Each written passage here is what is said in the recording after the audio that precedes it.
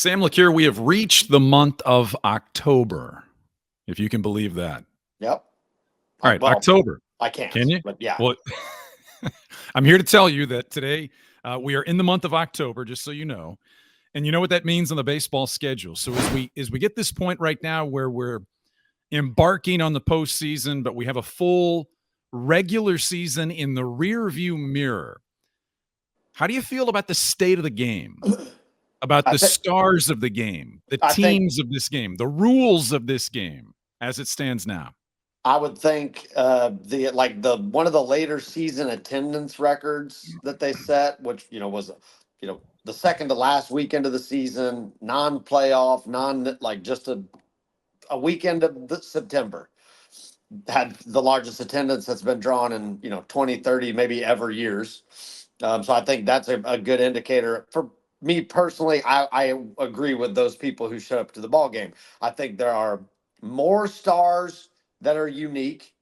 I mean, obviously you have the Otanis and the Judges and the Ellie De La Cruzes that are becoming stars, and Juan Soto's, and Chris Sale that makes a comeback and has this great year, and um, the Tigers, kind of roaring down the stretch, to make the playoffs and different things like that. So I did love the stories. I thought there was the new wild card. I dig because it was still down to the end, down to a doubleheader to get in for two teams, and they each had to win one side of it, and they did. And so no, I thought in 2024 was a good season for the game of baseball. I think that when you're talking about attendance, the more fans that are going, then the more interest. So the game is doing something right. And I would agree. And, we're not going to sit here and pretend like there aren't still things we would Oh change, that there yeah, aren't still things that need to be addressed. But I think I applaud the rules changes. I applaud the playoff format for what it's become.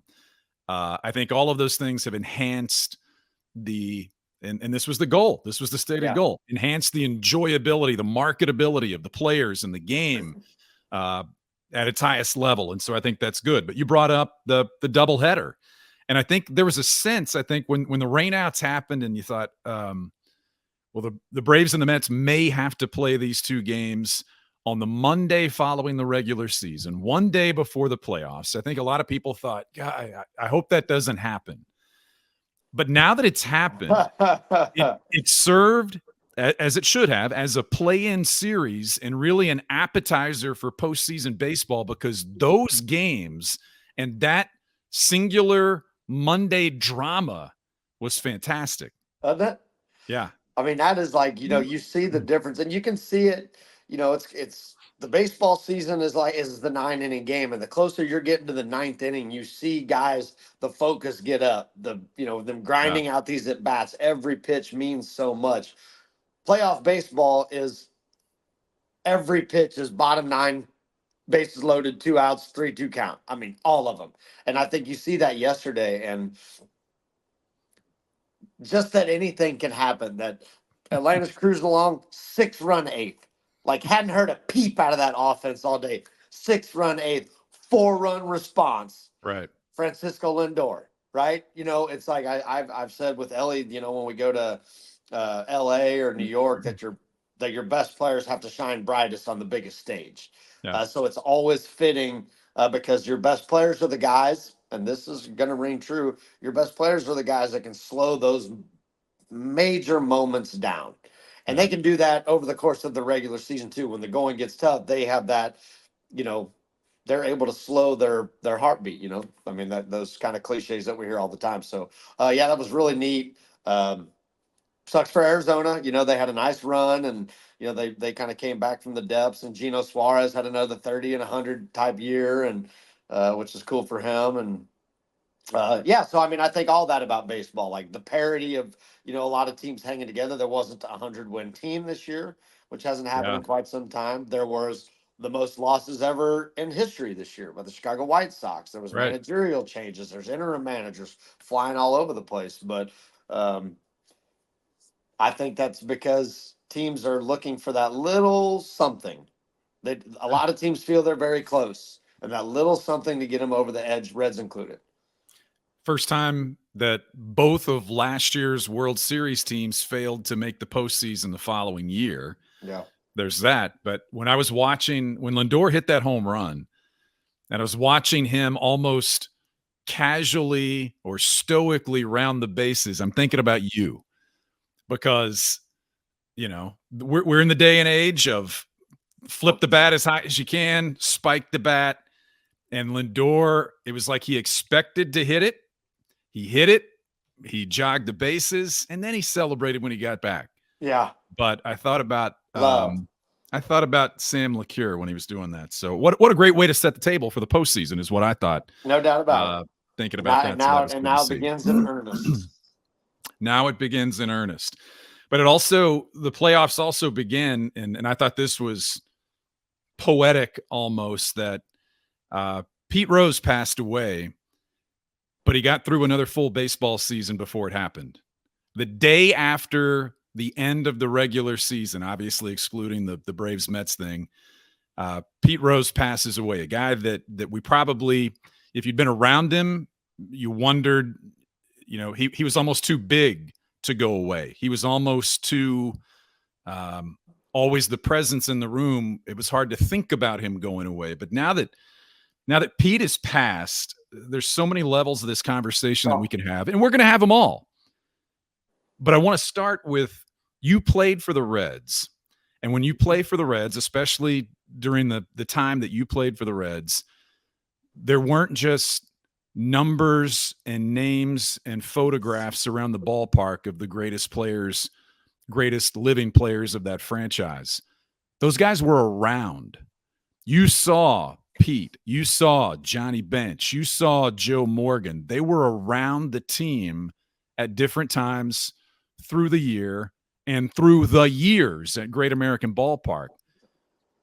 What was an interaction or a moment or a thought you had about Pete when you found out that he passed away that took you back to some of those days?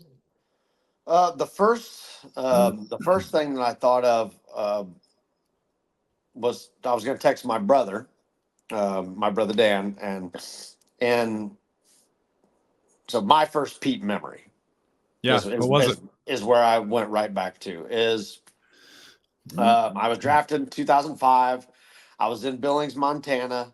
I was maybe the day of the first start that I was going to make in professional baseball. I remember where I was sitting. I was in this, it was a guest home, or not a guest home, a host family. Yeah. So I was in the room, the old desk that, kids used to have back then, their little computer, or not even computer, the little desk in their room. I think I took over some kid's room. And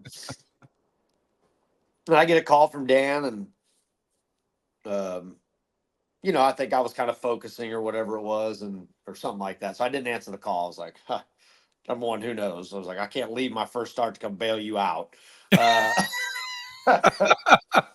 But so I get the message, maybe, a couple after he leaves a message, and I'm like, well, I'll check it in case if it's something important or whatever. Hey, Sammy. Dan was in Vegas and was walking by Pete Rose's booth. Yeah. And Dan, has never met a stranger. And goes up to Pete and, hey, Pete, my brother just got drafted by the Reds. He's making his first start. Would you mind, saying something? Wow. Hey, Sam, Pete Rose here. And I wish I still had the phone, but that phone was literally about the size of a brick. Weighed as much. Sammy, Pete Rose, congratulations. Welcome to the Reds family. On the inside part of the plate. Don't give an inch or something, I can't remember. Gave me immediate pitching and, kind of control the strike zone. Don't give up the inside. Don't give up the inside part of the plate. And I look forward to seeing you in Cincinnati soon. So that was immediately what I thought of when I got that news. Thought of my brother and thought about wanting to call him and say, hey, man, remember that time? Sheesh. So that's a story. That's pretty cool. And so that, and then, obviously, probably more to your point, being able to spend some time around him and seeing This is no secret seeing what a lightning rod he was. But in the city of Cincinnati, I mean, I'm not sure I can think of anybody else who could walk down whatever street, whatever the Finley Market Parade route, you know. I don't know. Right now, I guess maybe Joe Burrow, but I mean, in the history of this city, march Pete Rose down that thing, and I mean, eyes are on him. Yeah. At all times, and he, he didn't do himself a ton of favors, but I always had great encounters with Pete. Always, willing. Immediately, he didn't give a shit about anything. He wanted to talk baseball. Mm-hmm. Period. Yeah. Like that is what his gig was talking baseball. So what I remember about Pete was I moved here at the start of 2005. Moved here from Texas, moved here from Dallas, didn't know much about Cincinnati. People tried to tell me about Cincinnati. I didn't know what they were trying to tell me or what I thought. What the hell's But, diversity? but early in my time here, you were going to come across Pete somewhere. He was in town for something, or we called him for his thoughts or his comment on something Reds or baseball related. And that's another thing about him, is he was always available. Everybody had Pete's number. He didn't mind. He gave you his number. He would answer the phone and he would talk, because Lord knows he loved to talk. But the first several times I was around him, what I remember is Pete helped me understand Cincinnati. As an outsider, Pete helped me understand the city and the people here and what they were about and how they thought, because I could tell how they thought and how they felt about him. There was no one that was more loved or held up as he's one of us more than Pete Rose. He was and still is to this day the guy for this town, warts and all. And there's a lot, like we always say, for as simple as Pete Rose was as a man and a player who just wanted to win and who just wanted to talk about baseball and who just wanted to play baseball, that was the simple part. The rest of it's pretty complex and pretty layered. And there's a lot to that. But he helped me understand when I found out about his story and the way he came up on the west side of Cincinnati and how people still feel about him and how they embrace everything about his rise and his commitment to still being a Cincinnati kid. That helped me understand kind of my new home and where I was. And over the years, we talked to him 100 times, heard some of the same stories hundreds of times. But he was big, man. He filled up a room when he walked in right away. For sure. And those are some of the things I'll remember about him. Condolences to the Rose family. For sure. And to all the people that, I guess for lack of a better word, grew up idolizing him, had him on this mantle. And I mean, I kind of felt the city of Cincinnati sag a little bit last night. Sure. For sure. It did. And one thing I thought in a statement from the Reds and from Reds owner Bob Castellini, the last sentence of the statement from Mr. Castellini was, we can't forget his accomplishments. And I don't think there's any chance of that. For all the things that in the greater picture of baseball, of where we put Pete and all that, his numbers retired at Great American Ballpark. He's in the Reds Hall of Fame. He is like we said, he's this presence over the franchise, over the greatest era of baseball that the franchise has known. With the great eight, that's 8 guys. But there's one guy that kind of looms over the entire conversation because of who he was and because he was from here and because he's one of us. And I thought that was something to think about and something to remember. We're going to do more of these shows this month. And we're going to talk more about the other side and the complexity of his legacy, the Hall of Fame. And I know you have some thoughts on that, as do I. Anyone who's a baseball fan has thoughts on that. Yeah. But we'll talk more about that. And I think that's proper. So Yeah. thank Brian Giesenschlag for that. No, but as they say in baseball, tip of the cap to number 14, right? Yeah. Charlie Hustle. It's gonna be strange. Gonna be strange not seeing Pete back in Cincinnati for things. You know, we lost Joe Morgan, who was another part of this conversation of just the greatness of an era. And sadly, we're going to lose more. But to see the biggest personality of that group, to know that he's no longer with us, that's going to be something. That's going to be adjustment for Reds country and for the franchise moving forward. I will say that, and this will be my final thought on it, I promise, is that what I think death allows people to do is to sift through some of this crap that's then all of a sudden seems much less important. Like, let's talk about the man or the whatever. And then I think everybody has to be aware that everybody's flawed. Some people's flaws are broadcast on the national media. Some people's flaws are broadcast in, your local roundup at the jail cell or whatever. Everybody's flawed, but you can kind of sift through that and try to remember those past in the best way, in the best light possible. Yeah. Yeah. Well said. All right. There's no good transition from that conversation. You are out of that. Yeah. To Five and Dive, but we'll just ring the bell. If there's anybody that can do it, partner, it's you. No, I don't know about that. We'll ring the bell, but we're going to get to Five and Dive now. And this is not going to be as easy as the this or that conversation that we have sometimes. Okay. But I'm going to challenge you. I'm going to challenge you, Sam, here to see if you can keep your thoughts or answers to these 5 questions 30 seconds or less. Challenge accepted? Challenge accepted. All right, Five and Dive for this edition of Dead Red Cincinnati. It's just a series of baseball questions. Baseball in the news. Sam, it appears that uniform gate is now over. That we're going back to the previous material, the previous large letters, and we're also going back to the All-Star game wearing your team's uniform and just a tweak to the ball cap. Sam, are you relieved? How do you feel about putting that story to bed right now? Relieved. I don't know if I'd call it that. I'd say I'm happy about it. I mean, it's not that wasn't something I was losing a whole lot of sleep over, but I love the fact I hated the jerseys this year because I was so proud to put my jersey on, and I was proud to put it on because it felt like a major league jersey, not whatever horse blankets are thrown over them now. And then the All-Star thing, absolutely, man. I think that's cool. You get to represent your city. Yep. There's always a pride. There's a pride in that to have the name of your city across the front. So relieved, not the right word, but absolutely pumped up about it.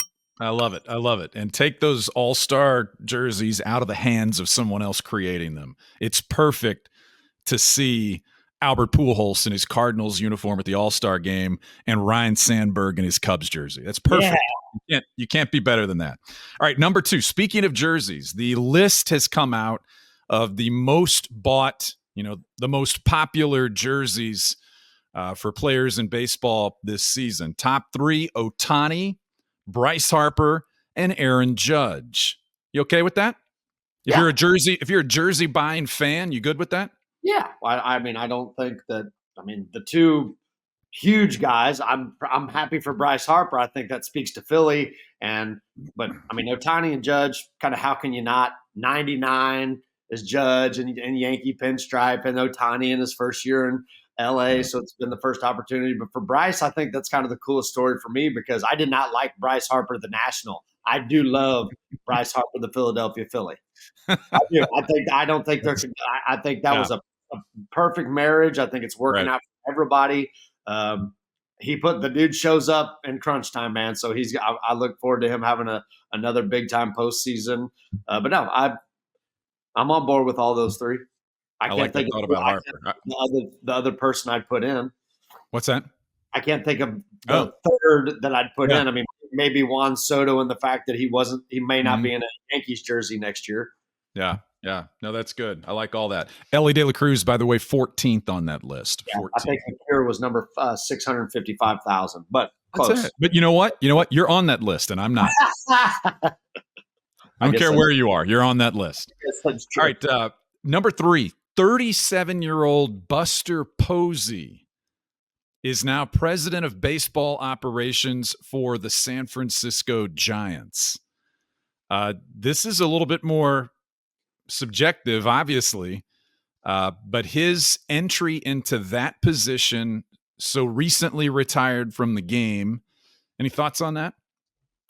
Plenty, especially the complication of the fact that he's part owner Part of owner. the San Francisco Giants. All right. Damn it, the 30-second thing. Got about 20 left. I know. Well, I just don't see how it goes great because he has such a legacy there that it almost feels like it can only go downhill. He's only going to be able to win a World Series there without tarnishing his legacy. So I like it. I think Buster, I've always talked about Tyler Stephen. I have a ton of respect for and hatred for Buster Posey. But of course. But no, I the times they are a-changing. Yep. It'll be interesting. I know it was more than 30 seconds, but I'm pretty proud of that. No, that's okay. We've seen guys like that move in. Stephen Vogt kind of made that transition similarly to the manager, but to the front office, to the guy, to the man making all of the decisions. That's president of baseball operations. Yeah, that's different. All right, number 4. We said goodbye to the Oakland A's recently. And there's a lot to that story. Are you buying or selling their future in Las Vegas? Only because I recently talked to somebody on the insider-ish about this. He said somebody's going to be in Las Vegas. It ain't going to be the Oakland A's. And it's not going to be the Las Vegas Athletics. Oh, okay. I think there's a new team name coming. I think they're just going to try to rebrand that whole deal. Kind of a fresh start thing, and maybe the owner wants to get away from some of that. I don't know. I mean, all right. Selling. Interesting take. Yeah. Okay. You're selling. So stay tuned on that story for sure. I feel like I'm doing pretty good with the 30 seconds. I was going to compliment you, but I was holding out because the 5th question, you're only 4 for 5 right now. So don't get ahead. Let's not get ahead of ourselves. All right. Number 5, the Cardinals are reportedly moving on from Paul Goldschmidt. Your thoughts on that move and the Cardinals trying to get back to where they've been and put more of a focus on developing and bringing up players the Cardinal way? Less surprised about that move than the fact that there's the John Mozeliak stepping down after 2025, after his contract is complete. Mm-hmm. So here in Cincinnati, sometimes they don't want to wait that long to let somebody finish out their contract. In St. Louis, they're going to let this guy finish out his contract. There's going to be time to change of the guard. Oh, shit. Yeah, you got me with this one. Surprised they're moving on with Paul Goldschmidt. I don't like it because he's a great player. All right. Excellent. See, you did a nice job. Overall, Sam, you get a much higher grade than I anticipated giving you with that, really. Hey. I know that's tough. And believe me, the kid could use a little help on the GPA. So the higher grade I can get, I'll take it, babe. I like it. I like it. The one thing I thought of, and it's not an apples to apples comparison, but when the Cardinals have been decisive in the past. When they decided that they couldn't get it done with Albert Pujols, they moved on, right? And then they kept winning. Goldschmidt is not Albert Pujols, but they made a decision and they're moving on. It's decisive, and I think the fan base expects winning and a plan above everything else. So that's all I have on that. I think for the most part, fan bases do want that. The difference, and maybe this is where it's not apples to apples, is the Cardinals have the payroll where they can go out and pay a Goldschmidt if they want to, if they identify the right player. And a couple of years ago when they wanted to bring him over, and Arenado, both are making a ton of that just can't happen here, I don't think. But I love Paul Goldschmidt wherever he goes. I'm going to be a fan of that team immediately because I'm a fan of his. Yeah, I like that. All right, moving on. Final segment, the stretch. Time for the stretch. And what I would like from you is here we are, October, playoff baseball. We've seen, a lot of champagne showers. One of your favorite memories as a player from this time of year, was it in the clubhouse when you're soaked? Was it during one of those playoff series? Was it a conversation you had with somebody else, a veteran player? What was it? What comes to mind for this time of year? Two snippets. One, just the immediate pandemonium that followed Jay Bruce, hand up. I mean, Jay and I had played it. I mean, obviously he beat me to the big leagues, but every level of the way we kind of played together, and to be there and see that moment and be a part of it and run around the warning track. I mean, I had never been so exhausted or drunk so fast. I mean, and it's like, you're spraying all the champagne. It's like, you're not even drinking it. You're just like drunk on the moment. Or yeah, something. I mean, it's just whatever's kind of running through my mustache. It happens to drip into my mouth. Like, you're not drinking it. So that moment and drunk on the moment. Drunk on the moment, but on the warning track in Cincinnati, and like nobody knew who I was, or did but didn't. And to be able to be out there and share that was, I mean, just such an incredible head rush, and like, oh my God. I hope we don't make it to the World Series. I'll be dead by the time we get there if we have to keep doing this. So that was one. And then you kind of mentioned that Edgar Renteria moment. One about that was, and look, man, I mean, my Cincinnati tenure is typically going to be tied to 2012. And I just have accepted that. It sucks. But I remembered after pitching in game one, when Cueto went down, I go in, I do the thing, I come out, and there's this picture. I have it hanging in my house in Lake of the Ozarks of me with my arm around Dusty, or his arm around me or something. And, you could tell that I was out of the game by that point, because I wouldn't have been talking to nobody. And I was telling Dusty that a couple of weeks before, we were in St. Louis, and I was facing Daniel Descalzo. I think we were up 2. I don't think it was a late inning. The count got 2-0. They might have, I can't remember if that was the first batter I faced and the rally was already semi-created, or if I had created the rally on my own. But it was Daniel Descalzo. I get to a 2-0 count, and I just feel the crowd take over the game in St. Louis. Their energy was it was the first time I'd ever felt that. Not in my major league debut, not in any other time. But in St. Louis, and just the fans were affecting me. Like they were on the mound in the game with me. Now, I shut it out. I got rid of it and made it through the inning, but I felt it and recognized within that moment.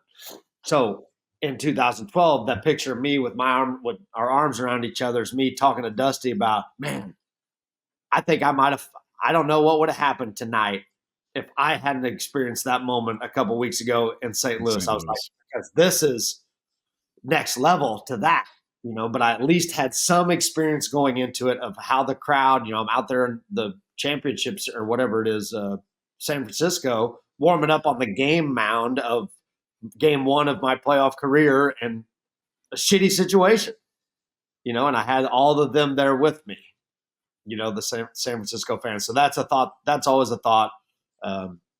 Definitely the champagne with the guys and the cigars and the hugs. But yeah, definitely that one interaction with Dusty during that ball game about you just don't know how you're going to respond to things until you've kind of been in those situations, and we persevered, or for the day anyway. Yeah, have to shoot me a picture of that photo. I'd like to see that. I will. I'll be down there in a couple of days, actually. Sounds good. All right, we're going to do this again throughout the month, throughout the postseason, and it's going to be good. There'll be a lot of good topics. We'll obviously revisit Pete Rose. I anticipate the Reds will make a move in terms of a manager, so we have reason to continue the conversation, and I look forward to that. In the meantime, enjoy home. Tell Mom we said hey. Likewise, I will do so, and you take good care of yourself. Hockey be on the docket here before too long. Yeah, about a week and a half. got that coming up. So, well, good. In the meantime, ladies and gentlemen, like, subscribe. Now, see, I put this out on a post the other day on the Instagram. I said, look, even if you don't want to watch it, go to YouTube and like it. Even if you don't want to listen to it, go to Spotify and subscribe to it. You don't have to listen to the damn thing, but here for too long, baseball is not going to be right there in front of you. You're going to have to listen to Hot Stove somewhere talk about something you don't care about. Why don't you just let us do that for you? So go and like and subscribe to it. Dead Red Cincinnati, Sam LeCure, Brian Giesenschlag. See you next week.